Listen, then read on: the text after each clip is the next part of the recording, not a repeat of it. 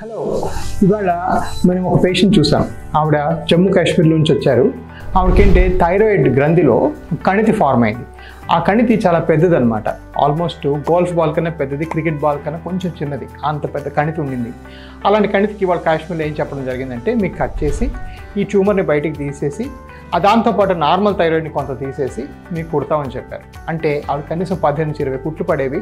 దాంతోపాటు ఆవిడకి కనీసము లైఫ్ లాంగ్ థైరాయిడ్ హార్మోన్ ఇవ్వాల్సిన అవసరం ఉండేది.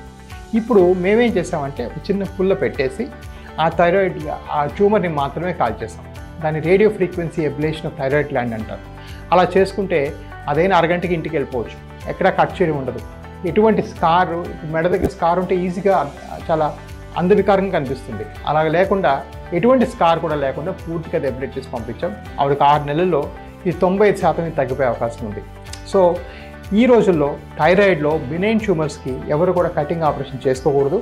అందరూ కూడా ఇట్లాంటి అబ్లేషన్ టెక్నిక్స్ గురించి కనుక్కోవాలి.